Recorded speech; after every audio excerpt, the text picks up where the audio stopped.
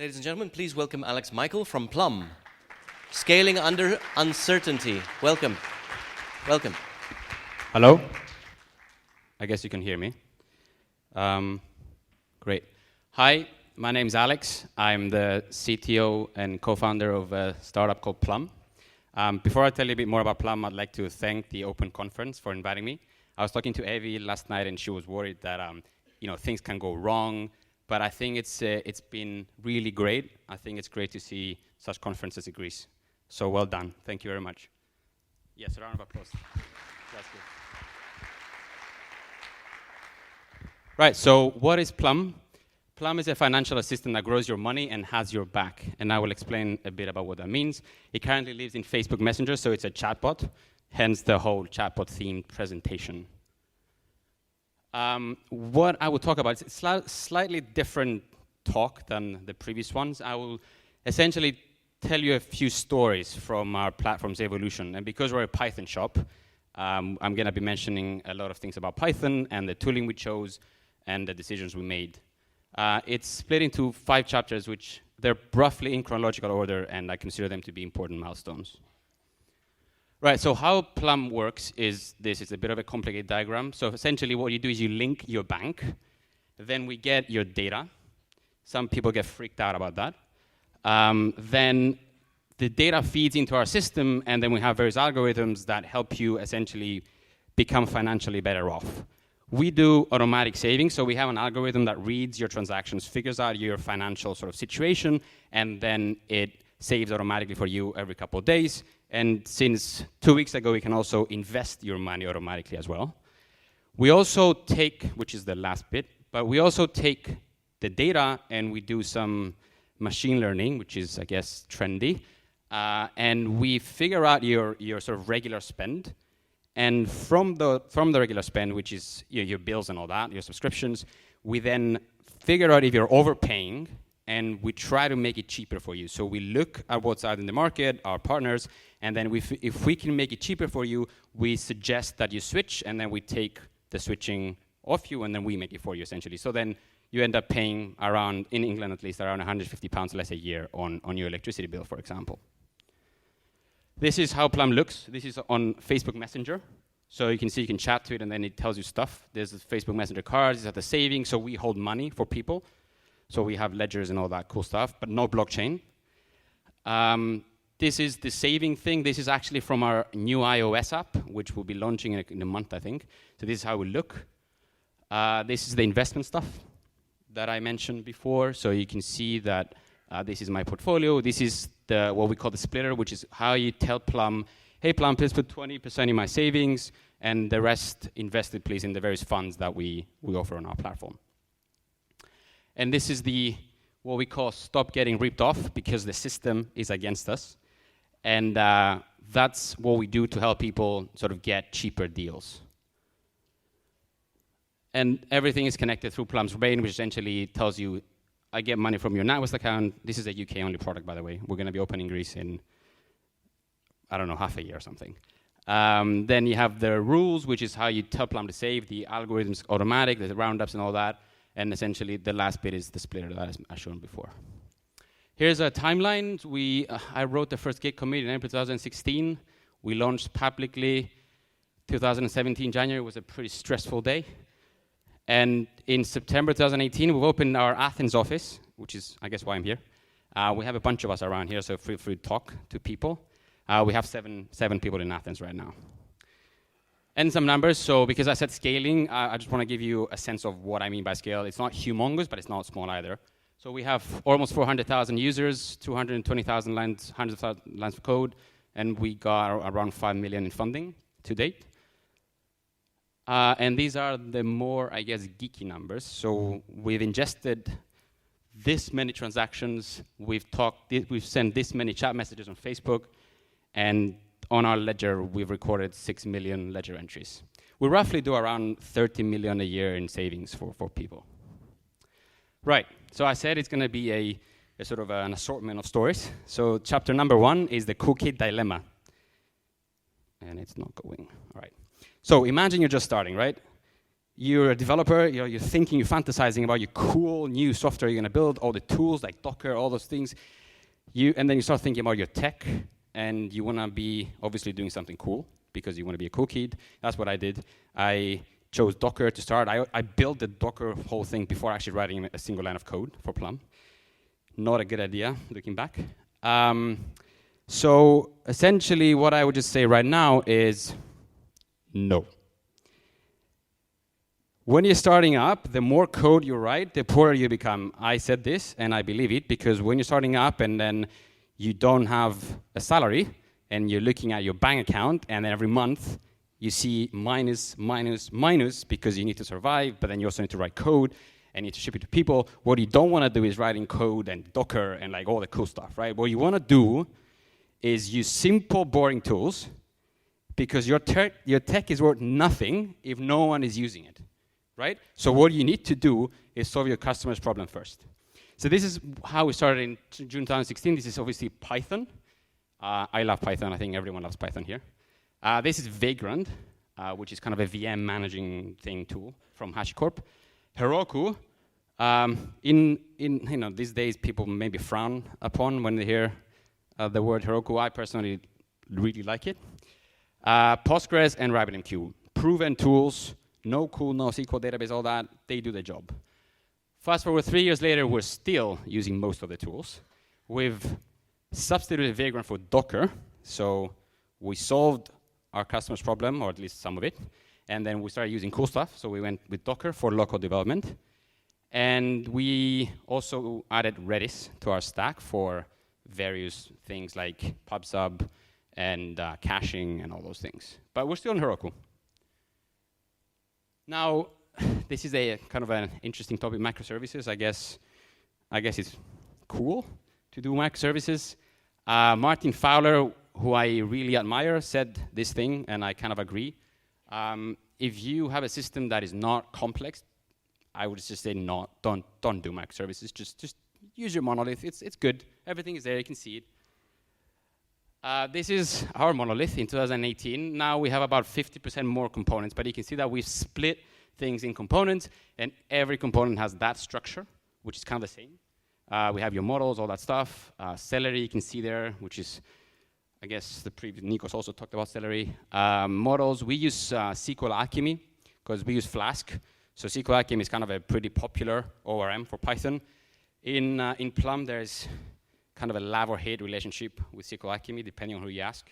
I am in the love camp. And then in models, you can see that, the model definitions.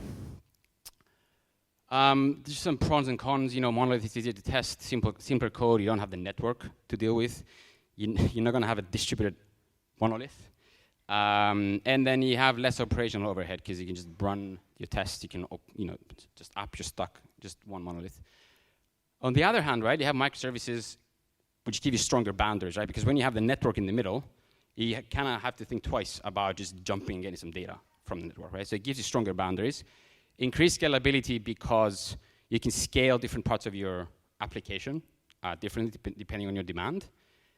And if you like that, you can get a polyglot environment. I personally do not like that.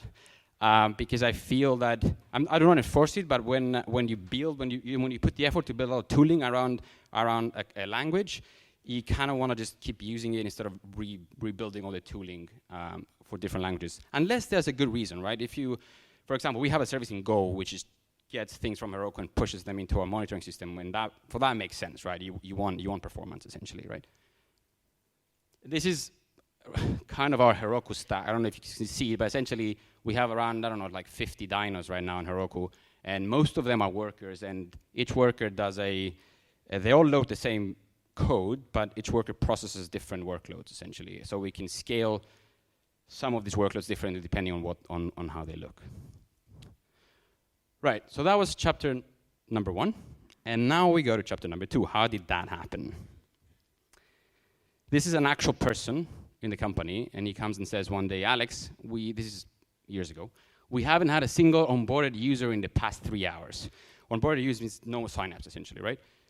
And that's sort of the last thing you want to hear as kind of a CTO or like anyone in the company, right? So I go into I think it was like the RabbitMQ manager or whatever. I go in as like a mountain of tasks, of messages waiting to be consumed. It turns out some Celery worker got backed up and it wasn't processing. Anyway, excuse my friends, I shit my pants when that happened.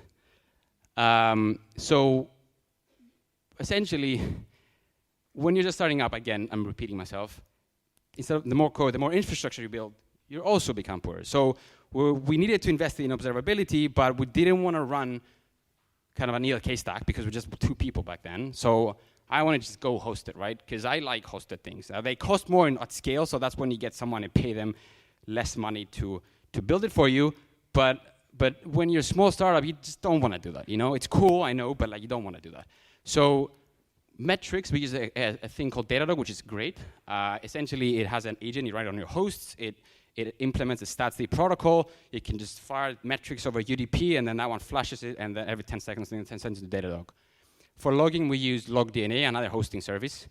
Now, I guess in the GDPR era, you have to think about what stuff you're sending. You have to be careful, I guess, about PII and your masking and all these things. This is something that we're considering moving in-house right now. And for on-call rotation, so every engineer at Plum goes on on-call rotation 24/7 because we need to make sure that the system's up. We use PagerDuty, which is kind of an industry standard by now, I think. So since this is Python, I guess I would show you some Python code.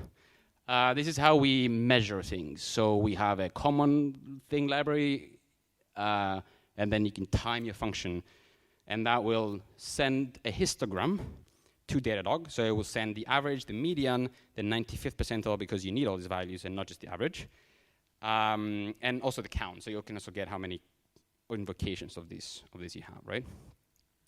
And we really like module import instead of importing names and stuff. I think it makes the code clearer. This is what a Datadog dashboard looks like.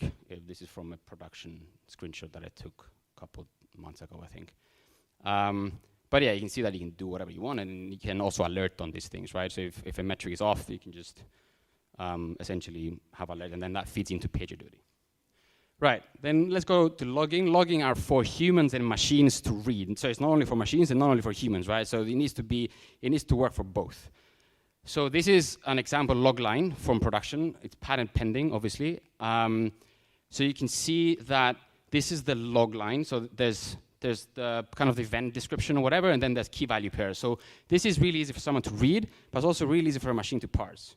So you don't need to log JSON if you don't like JSON, and I personally don't like JSON. It's like, it's too many stuff going on, too many like quotes and stuff. So this is how we log, and then because it's key value pairs, you can also use filters in the Python logging library, and then you can also apply masking depending on the sort of keys that you have, instead of applying sort of regex and all that on top of this thing. And what we also add in our logging sort of library is the correlation ID, which is very helpful because if you have a distributed system, you want to sort of figure out how to tie operations together, right? So you have a unique correlation ID of every operation that goes into the system, and then if you chuck that into your logging system, then you can see what happened across the duration of the request. So this is how we implement the correlation ID.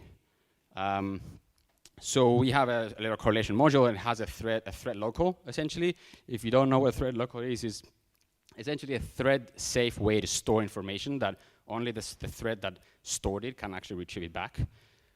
So we have a global storage. I know you can frown upon globals, but for this it kind of works well because you don't want to like carry down your correlation ID or your stack trace. So we set the correlation ID like this, and then this is what we use Celery, Flask, and SQL Alchemy. We then instrument those to use the correlation ID. So for Celery, we set it when on that signal. For Flask, when a request comes in, we assign a request ID, which is a UID, or we take whatever the edge proxy has given us, if there is one.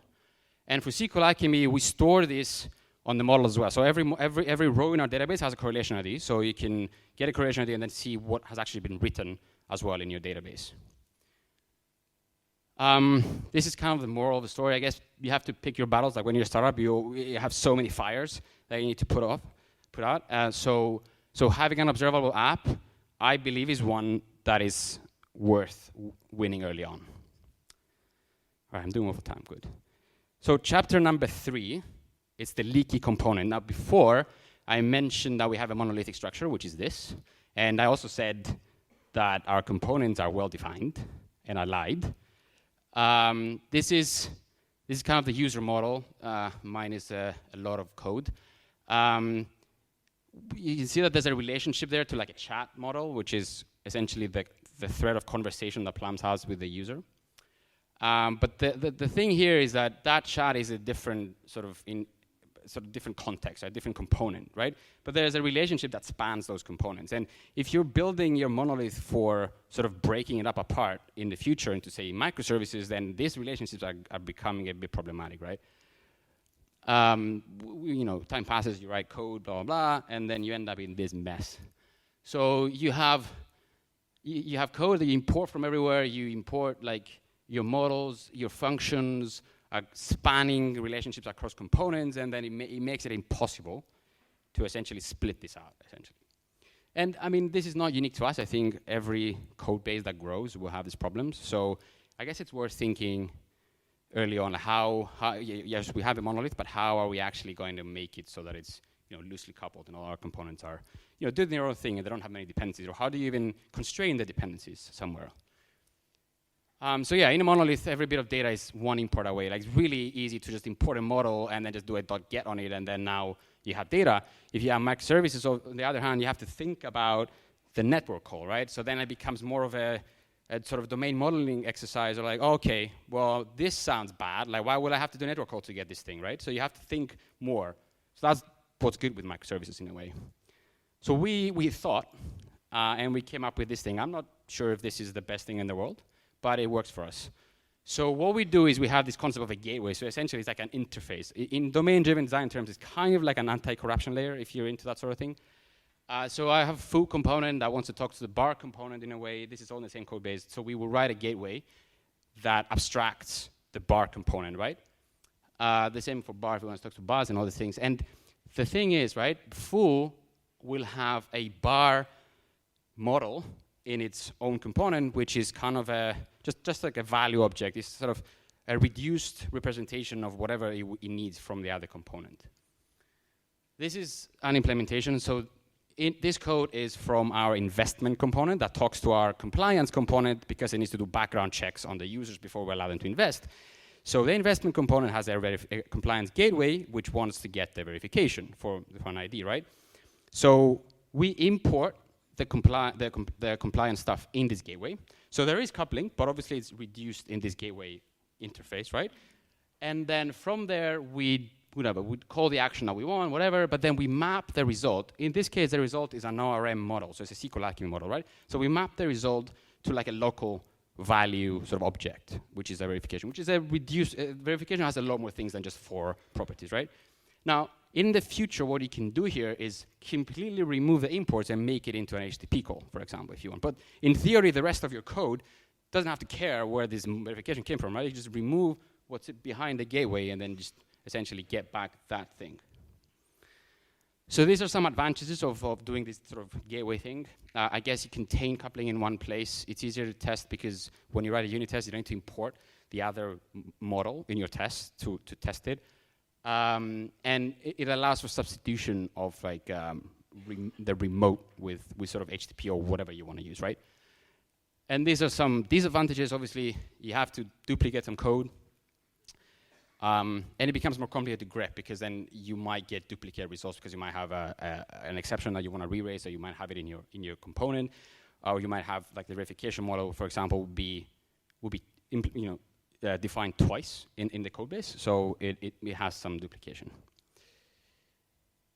Okay, so chapter number 4. Is it big data yet? Cool word. This is another actual person from the company. He's actually my co-founder, Victor, and he is obsessed with data. So he's like, Alex, we need to be a data-driven company.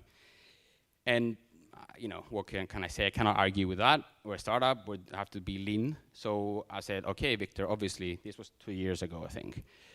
So September 2016, I had to build some sort of dashboard tooling for our team to be able to look at the data. So we have a master Postgres. What do? You do a follower, you get a read-only follower. Pretty easy on Heroku. You just click, and it's done. This is the advantage of Heroku, I guess. And then I found this amazing open source tool, which is called Metabase. And essentially, you spin it up on the dyno in Heroku, and then you can connect it to a lot of backends, right?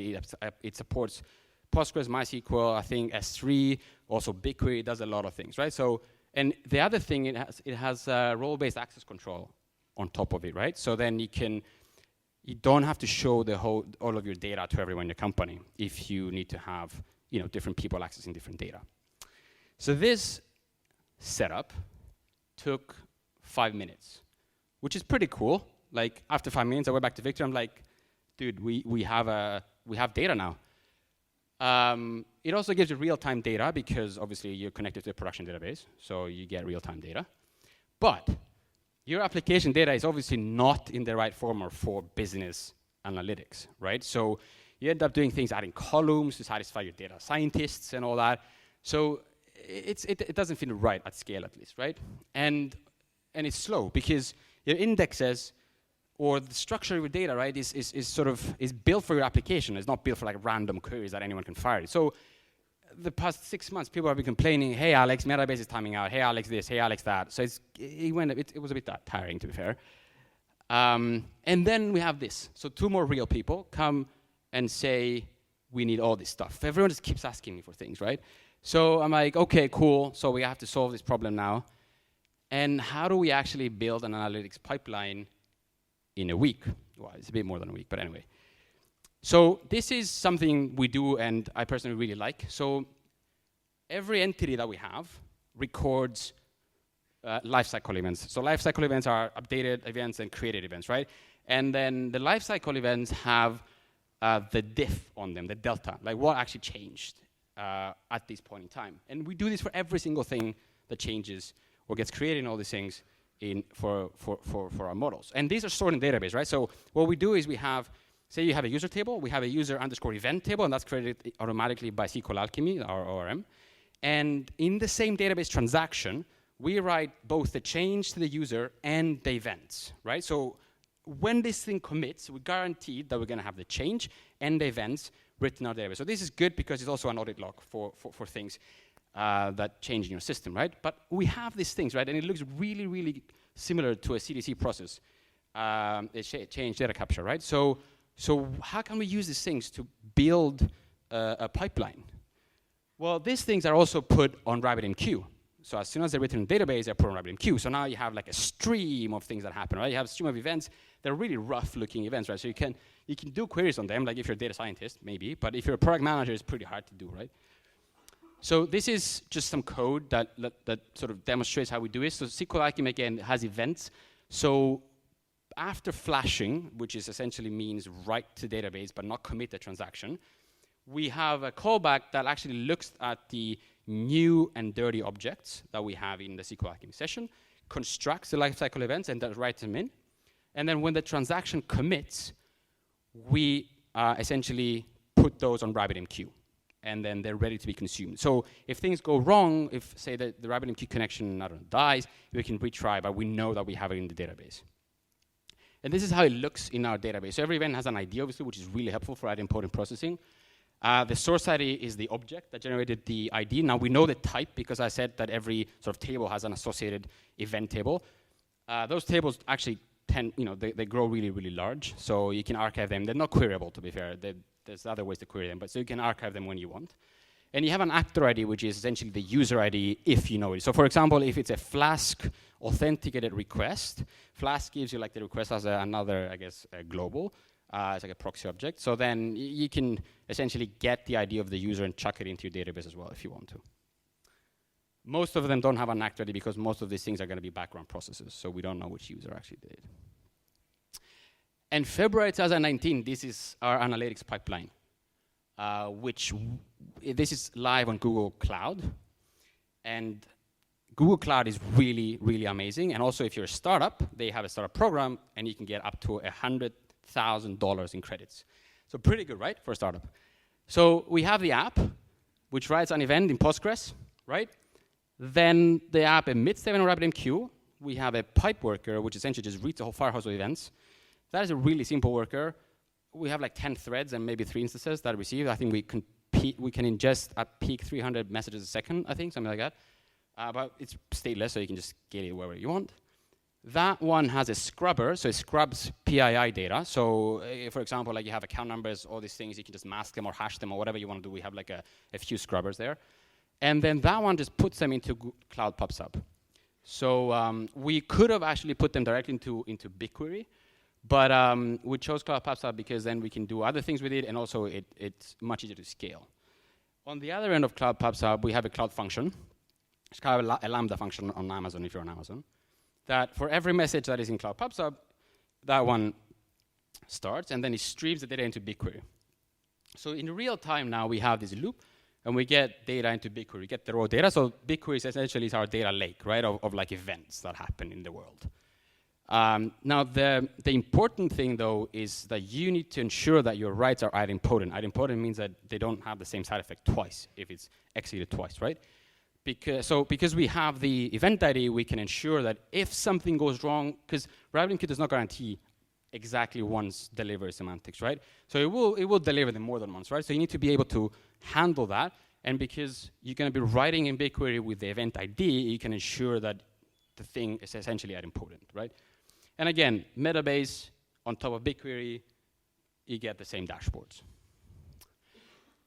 Next up, what we've done, I think last week, we've used Cloud Composer, which is, again, on Google, hosted Airflow. So Airflow was an Airbnb tool for running sort of large-scale jobs for analytics.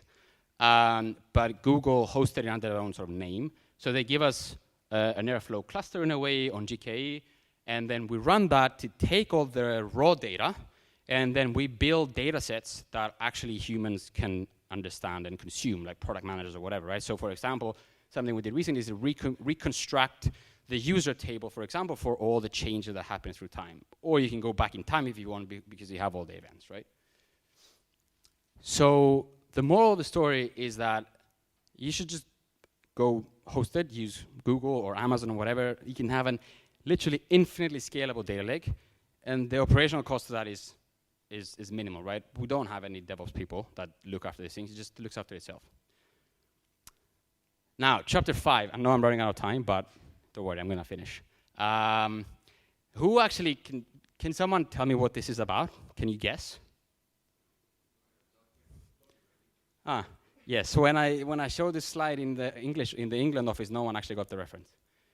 Anyway, so II Captain.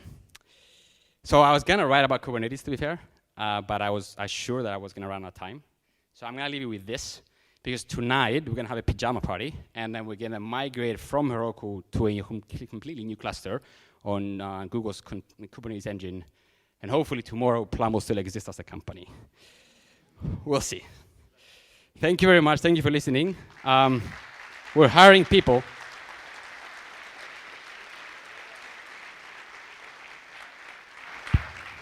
Thank you, Alex. Let's take some questions. There you go. Plenty of questions, Alex. Pick one. Yes. Questions. How did you solve the celery task delay issue? What does that mean? What do you mean the task delay issue? Go to the next one. We'll figure it out. Are Greek banks compatible? So, great question. No. So actually, though, the Greek banks are surprisingly, they're progressing really well. Ethnikia, I think, and Eurobank, they have APIs. Ethnikia, I've seen they have like a developer portal that you can look at the PSD2 API. So the European Union has come up with this directive called PSD2, Payment Services Directive 2, which essentially will allow will force all the major banks to open up their APIs through OAuth, so then third parties can consume them. Right now, the way we get data is through scraping. So you can imagine how brittle that could be. Why did you choose to depend on Facebook Messenger, and what drawbacks do you see in this choice? Really good question. So when we started 3 years ago, we didn't have all these things. So Plum was just sort of a robot that did things for you.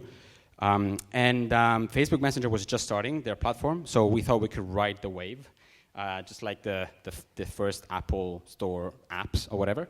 And also, it's really good when it comes to distribution of your app, because what happens is that you put a Facebook ad, and then usually what happens is that you click and you go on a page and then you download and all these things. So you have like a bunch of steps, right, in a way. Whereas with Facebook Messenger, you go on, you see the ad, you click, bam, you're into the bot.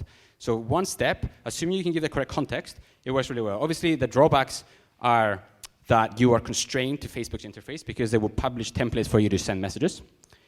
But on the other hand, it's really fast for you to build interfaces because all you just do is build dictionaries in Python. It's actually not that stable, the API. Like they had like a downtime of like I think 1 day, I think last month or something. So that's why we're building an app because, and the other thing is trust. So if you have, I don't know, 1,000 euros that you want to invest, some people might think it's pretty dodgy to do it over Facebook Messenger. So even though it's the same backend, it doesn't make any sense, but whatever.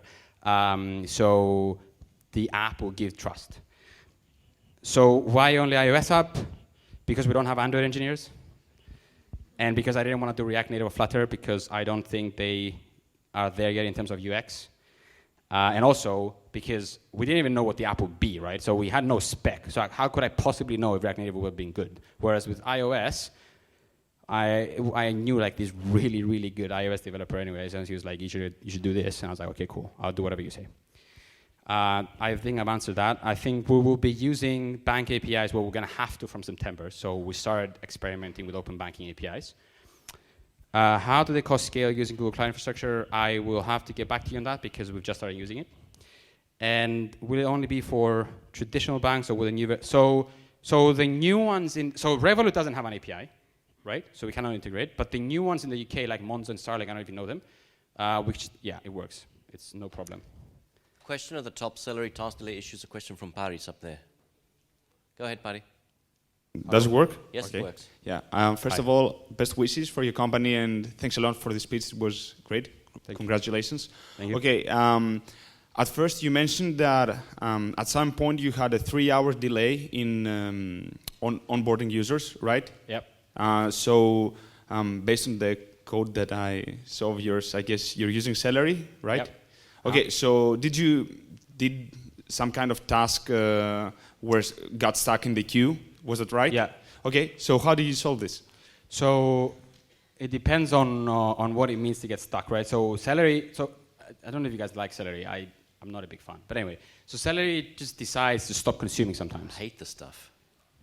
Yeah? Okay. I don't know if you're joking, but I mean, I hate it. So anyway, so Celery just randomly just decides to stop consuming things, right? So then you end up with whatever you saw back. So we solve it with alerts and on-call rotation and all these things. And for a few of the new stuff, we just connect to RabbitMQ directly for certain things that Celery cannot do.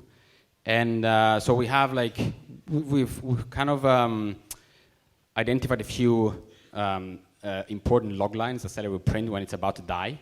So we alert on those as well. So I think, I don't know, man. I mean, Celery is like full of bugs, to be fair, sometimes. So then it's just about monitoring. It works really well, but sometimes when you get into the nitty-gritty, it's. But monitoring and, just looking after it. Great, thank you. Yeah. Why? Okay, sure.